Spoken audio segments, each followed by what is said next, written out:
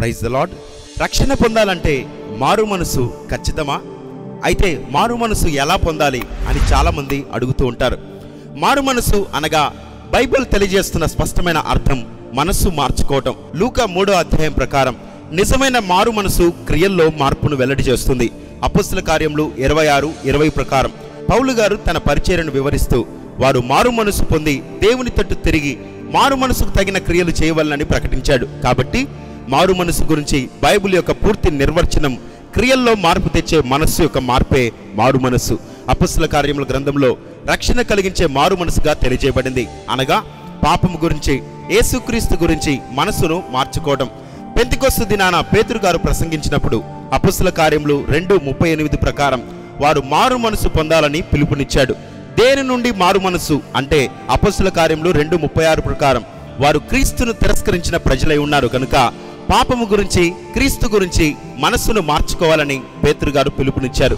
మారు మనసులో గతంలో తప్పుగా ఆలోచించారని గుర్తించి భవిష్యత్తులో సరిగ్గా ఆలోచించాలనే నిర్ణయాలు కలుగుతూ ఉంటాయి.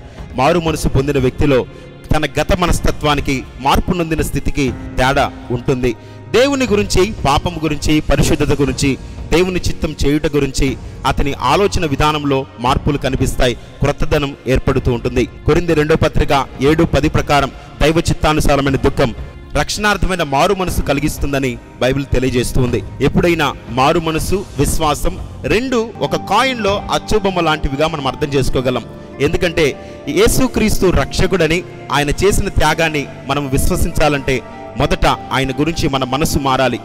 ఉద్దేశపూర్వకంగా ఆయనను తిరస్కరించటం, అజ్ఞానం వలన ఆయన ఎడల ఆసక్తి చూపకపోవటం, ఆయన మనకు చెందినవాడు కాదని ఆయన పట్ల అభిప్రాయాలు కలిగి ఉండటం వంటి లక్షణాల నుండి ఆయన పట్ల మన మనస్సు మార్చుకోవాలి.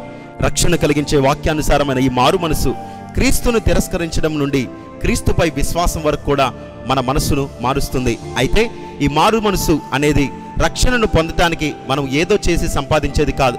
ఎందుకంటే యోహాను 6:44 ప్రకారం తండ్రి వానిని ఆకర్షించితేనే గాని ఎవడునూ నా యొద్దకు రాలేడని యేసయ్య చెప్పాడు. కాబట్టి అపోస్తల కార్యములు 5:31 ప్రకారం మారు మనసు అనేది దేవుడు తన కృప ద్వారా అనుగ్రహించేది.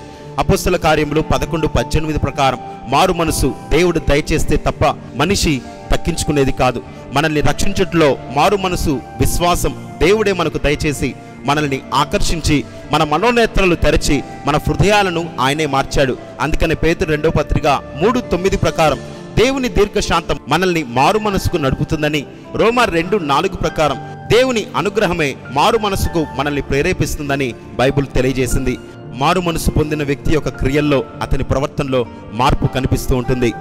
మత్తయి సువార్త 3:7 ప్రకారం బాప్తిస్మిచ్చు యోహాను మారు మనసుకు తగిన ఫలాన్ని ఫలించుడని చెప్పాడు. కాబట్టి మారు మనసు పొంది క్రీస్తును విశ్వసించిన వ్యక్తి తన మార్పుకు రుజువును కొరింథీ 2వ పత్రిక 5:17 ప్రకారం నూతన సృష్టిగా మారటం వలన వెల్లడి చేయగలడు. నిజ జీవితంలో మారు మనసుకు తగిన ఫలానికి ఉదాహరణ జక్కయ్య మోసంతో సంపాదించినప్పటికీ యేసయ్య తన ఇంటికి వచ్చినప్పుడు తన ఆస్తిలో సగభాగం బీదలకు ఇస్తున్నానని, తాను అన్యాయంగా ఎవరి దగ్గరైనా తీసుకుంటే 4 అంతలుగా ఇస్తున్నానని మారు మనసుకు తగిన ఫలాన్ని రుజువు చేశాడు. కాబట్టి రక్షణకు మారు మనసు ఖచ్చితం గనుక మత్తయి సువార్త 3:7 ప్రకారం మారు మనసుకు తగిన ఫలాన్ని ఫలిద్దాం, రాబో ఉగ్రత నుండి తప్పించుకుందాం. దేవుడు ఈ మాటలు ఫలింపచేయును గాక.